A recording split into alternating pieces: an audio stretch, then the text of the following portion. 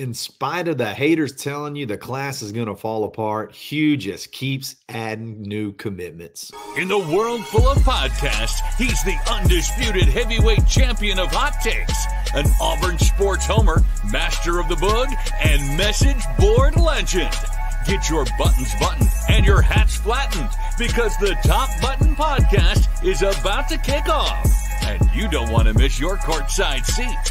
Now, here's your host, Charlie 5. Yes, sir. We're back. It's another episode of the Top Button Podcast. I'm your host, Kyle Rush, a.k.a. Charlie 5, and we're ready to get after it on this Friday. Got something exciting to talk about. Hey, just when the bye week content was running dry, Sam Turner comes in and saves the day and flips his commitment to the Auburn Tigers. We're going to break down all that, get to know Sam Turner, talk about how different recruits view this thing. And, hey, are we done yet? Is there something else on the horizon? And we'll talk about that too. But before we get started, we got to give a shout out to Mybookie.ag. Use coupon code NEXTROUND for a double up deposit bonus. Give them, just say $300. They'll give you another $300 back on top of it to play with, absolutely free, just by using the code. The sports book is insane. There's lines for everything, every single sport you can imagine. If you like cricket, they probably got some cricket in there, but they definitely have college football, NFL. You got football that's every single night for the next 55 days straight. It's crazy. So check them out, show them some love, and don't forget that coupon code next round. Excuse me. Friday night or Thursday night late around 7 p.m., 7:30 Central, Sam Turner finally flips his commitment from Georgia Tech to the Auburn Tigers. We kind of caught wind of it out on the barn earlier in the week, actually. Didn't have a name, but we said we felt like there'd be a flip towards the end of the week. And sure enough, as it grew closer, we caught wind that it would be Sam Turner. Everybody's excited. And just another weapon that Hugh Freeze is adding to this class that can be, I think, is going to be somebody that can be special. So who is Sam Turner? He's from Southwest DeKalb High School, basically in Atlanta. 6'3", 190. Okay, that is a Hugh Freeze type. Hugh Freeze has a type when it comes to wide receivers, and Sam Turner fits that mold. He likes those bigger guys that can burn. Sam is a deep ball guy. We're going to get into some of his stats in just a minute. So don't think he's a big, tall, slow possession receiver. This kid's explosive. And, the fact that he's an Atlanta kid, the fact that he's a Georgia kid, I don't think we can have enough of those. Look, there was a time back in the 80s, back in the early 90s, when that Auburn-Georgia rivalry was just the bomb, basically. It was another awesome game on the schedule that you looked forward to every single year. Auburn had a bunch of kids from Georgia. That's how Auburn has sort of made their living. You get a bunch of kids from Georgia, almost as many kids as you'd have from the state of Alabama. Auburn's right there on the Georgia line, and basically it puts a lot of skin in the game for them. They want to go beat their in-state school. And so anytime you can add a kid, not just a body, you can add a player from Georgia, you're fired up because, again, you want them to want that game. You want them to want that you want that win. It's everybody wants to win, but Georgia kids playing for Auburn, traditionally that's that game they have circled. They want to go show the Bulldogs. So anytime you can get a kid like this, it's great. And then if he's a player like Sam, it's even better. So Georgia kids are very, very important. Very, very important. Atlanta kids are very, very important. Kenyatta Watson is obviously a big factor there, and we're going to talk about him a little bit more in just a second. But continuing to talk about Sam, look, it's hard to find hardcore stats on him, but he posted his I retweeted it this morning. He posted his mid-season highlights, okay? And that was on September 21st. And it said at that point in time, he's had 21 receptions, over 400 yards, and 12 touchdowns. And I think that'd be through five games. And so you do the math. Obviously, you're talking 20 plus yards a catch at 6'3", 180. That's exactly what this offense, that's exactly what Hugh Freeze wants big plays, big guys and big plays. And I think that's something that is very, very important to kind of make this offense go. Shortly thereafter, a week later, he posted a film about a game where he had, I think it was 6 catches for 200 plus yards and 2 touchdowns. Okay, so again, I think you can go in and edit your highlight film like as it goes. So I'm not sure if that's included in that mid-season highlight film. I think it's actually after the fact. So if that's the case, he's somewhere hovering around 600 plus yards and 14 touchdowns, which is through just a few, through six-ish games. That's pretty impressive. And Georgia, that's obviously really good classification of football. And I think he has offers from Alabama. He has offers from Georgia, Mississippi State, a lot of SEC schools. He was really locked into the hometown school. And I think it was Auburn pretty much the whole time, but we just had to wait and make sure everything was going in the right direction. He did have some interesting comments when he came in on his official visit, I believe, to Arkansas. Said he saw some things that he was concerned about or just wasn't what he expected. And I understand you had 4 turnovers in that game. But at the same time, you also didn't have a quarterback commit in the class. So, and we'll kind of get to that in just a second. But everything I've heard about this kid is maturity. Maturity seems to be the key, the common theme. And when you have a team that is when you have a team that you seem to lack that person that you can turn to be a little bit more calm, a little bit above the nervousness in big moments. Anytime you can add multiple of those guys to your class, you feel really good about the future. And Sam Turner seems to be, at least from everybody I talk to, from everything you hear in interviews, he seems like he is well beyond his years as far as maturity goes. So if I can add all those things together, 6'3", just under 200 pounds, check. Good speed, check. Good hands, check. Atlanta, Georgia, check. And now I add somebody that's mature beyond their years and somebody that's ready to come to work and somebody that I feel like I can depend on, somebody that I can feel like I can, lean on to make a big play. I mean, you got pretty much the whole package there. And I think that's what you got in Sam Turner coming in. Don't care about the ranking on Rivals. He's a top 230 player, I believe. And he could easily jump up the rankings towards the end of the year on the other sites. I think this staff has shown that they can nail evals. It doesn't matter what their ranking is. They typically don't miss. It's very rare they miss. I just take a look at Caleb Harris, who's getting mid-season freshman All-American awards, and he was the lowest rated player in last year's class. So I think it's definitely something to be excited about. I want to talk a bit about Kenyatta Watson, how different commits see things, and how big Deuce Knight played in this recruitment. But before we do that, we got to give a shout out to our boy Ford Stokes with Active Wealth Management. I know he's fired up about this commitment. You need to go to retirementresults.com/plan. You need to go there and just make sure, just check. Why not verify that what you have in place is adequate? What you have in place is taking advantage of all the products you can take advantage of. What you have is getting rid of all the fees that you can possibly get rid of. There's no sense in just throwing your money away to fees that you don't have to be paying. Ford Stokes is the guy for you there. Hey, and then if you don't have anything in place, he can kind of help you put together your own plan so that you can, reach your goals. So great guy, make a big friend at the same time. Tell him we're Eagle. Tell him we sent you. Ford Stokes with Active wealth management. All right, commits see things different.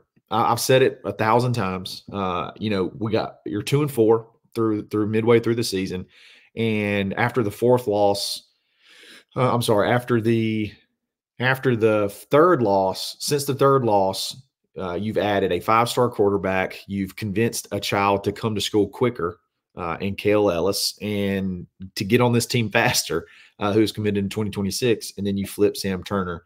And I don't think you're done for the week quite yet. We'll talk about that in just a second. Commit see things different, man. You're watching these young guys. I think it's something definitely that rings very true with them. You see some of these young guys that are starting to break through early, and you see Hugh Freeze leaning on some of these younger guys, especially defensively. And you say, hey, man, there's something special here. There's something special brewing here. You look at this young talent that's being continuing to be stacked and developed early and getting playing time early. And no, it may not be yielding the wins right now, but if I can come in and those guys are another year older and the guys in front of them are another year older, we're not far off from being a very, very competitive team. And Hugh has shown that he is not scared to play young guys. He's not scared to play he's not scared to sort of build for the future and get those guys in there and get them experience.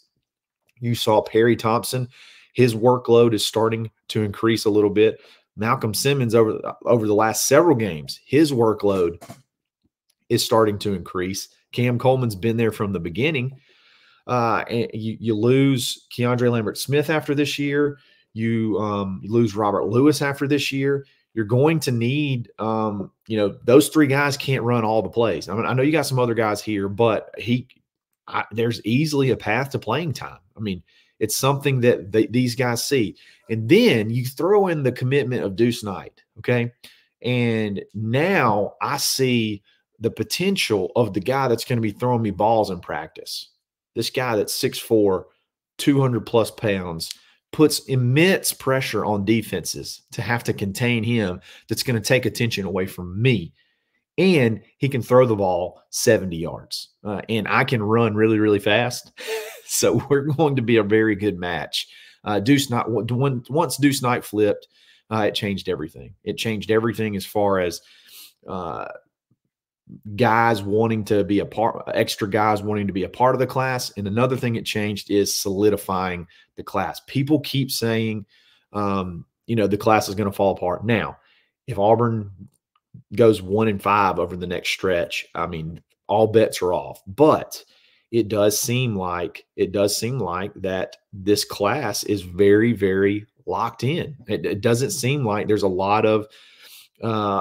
ton of guys that you're necessarily concerned about going elsewhere. Now, again, should the season fall apart? I mean, I totally get that could be a possibility, but some would say it's already fallen apart. But hey, through 2 and 4 to start the year out, you're not only not losing commits, you're adding big time commits.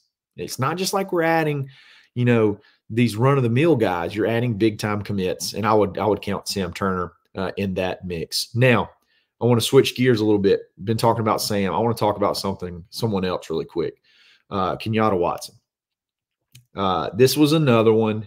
There's a common theme, it seems like, right now over the last several weeks, and that theme is Kenyatta Watson.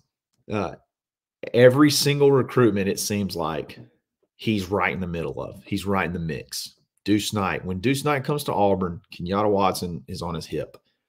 You see Kenyatta Watson sort of putting out the bat signals for Sam Turner. It makes sense because it's, an Atlanta kid. When Kenyatta Watson was hired, I personally was extremely excited. I mean, I think I did a whole podcast with Zach talking about it, and a lot of people kind of mocked me. A lot of people said, hey, look at this is just trying to spin, inflate and off the field code. I mean, you're just trying to chase clicks, or you're just trying to do this, you're just trying to do that. But the bottom line is, this is not something that I've been just recently excited about. You can go all the way back to when he was first hired at Florida State, right before he got hired at Florida State, when he said basically he wanted to go into college recruiting. I've been begging to have this guy on staff since way back then. I think it was sometime around like 2021 or something like that, whenever he got hired by Florida State, and then subsequently went to Georgia Tech, and then now he's at Auburn. The guy is just he's a beast. He just is. He knows everybody. Everybody knows him. Every kid loves him.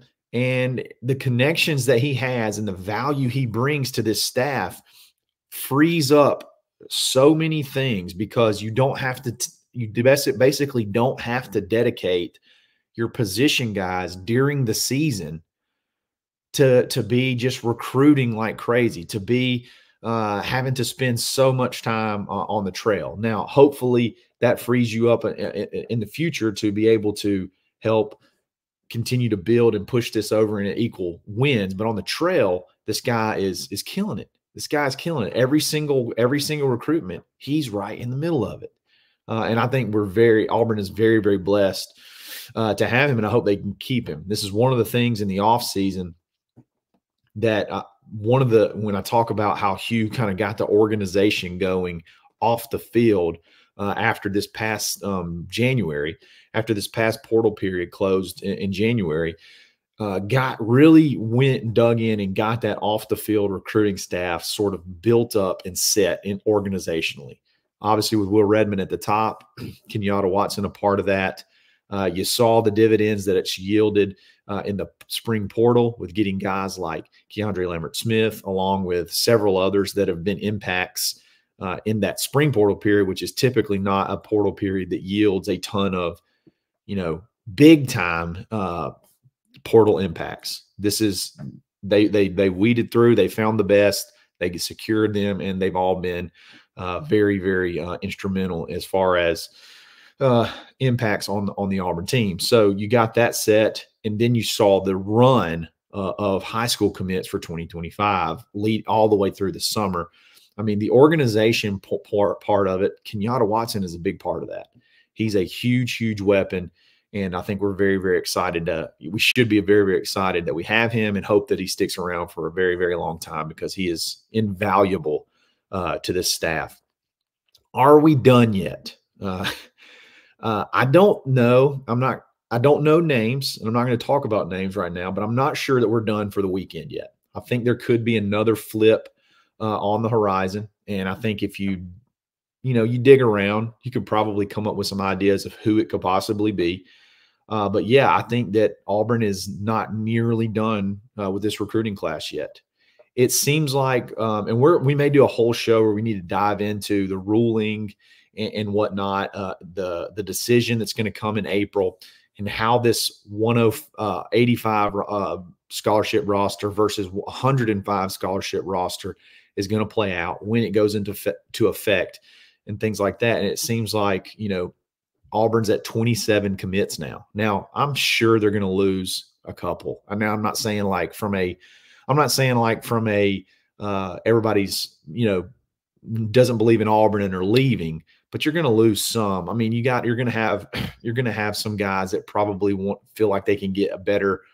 There's several higher rated guys in front of them, and they may feel better going to try to be the man in some other class. I can see that probably happening. But yeah, I think this class is going to continue to grow. I think it's probably going to be around, I've said 28 to 30. I think you're going to look somewhere in that neighborhood of guys to add. And that's considering maybe losing one or two. So you're looking at adding at least 3 or 4 more. You got Naheem Offord that you're going to continue to push for. You've got a couple of defensive linemen you're looking at. One of them in particular, I think, set up for an official visit. He's committed to Tennessee. I know his first name's Darian. He's committed to Tennessee. He goes to the same high school as Blake Woodby and Darian Smith, as Blake Woodby and Bryce Diaz, that St. Francis Academy. I think he's coming in for an official visit here soon. That could be one that you want to push for, get in this class. There's several guys left on the board that Auburn's looking to add, and I think one of them may jump in the boat before the end of the weekend. So let's see what happens there. But I think the big overall theme is recruits see things different than fans do. So let's get behind the recruiting staff. Let's continue to pull for guys to being added and hoping that we can continue to build something here. You got and stack another big, talented, deep class on top of the one you just had last year. And then just hope that we can go on a run. I think you got some opportunities to maybe go on a little run, kind of like you did last year when you went on that little run. I wish some of these games were at home. They are on the road, which is going to be tough, but still, Missouri's definitely beatable. Kentucky's beatable. Vanderbilt's beatable. Hopefully you can, and then you play. I'm not sure if you play ULM before Texas A&M, but you got a chance to go on a little run here. And let's see if they can sort of salvage something in the season and build back up some excitement. And then you can really push to hit this class and go over the top with it. Because right now it's spectacular. And basically anybody that you add at this point in time is icing on the cake. So can you land Naeem Offord? Can you land Andrew Babalola? Could you, go on a run and look good enough to flip a Caleb Cunningham? This would be a tall task, but I don't think anything's off the table with this staff. So let's see what happens. Guys, if you like this channel, like it. If you like this video, subscribe to it. Follow me on Twitter, _Charlie_5. Subscribe to The Barn, Auburn.com. You would already have known about this. You'd have already known about this commitment earlier in the week. We're way ahead of the game. So $1 for your first month. It's a great investment.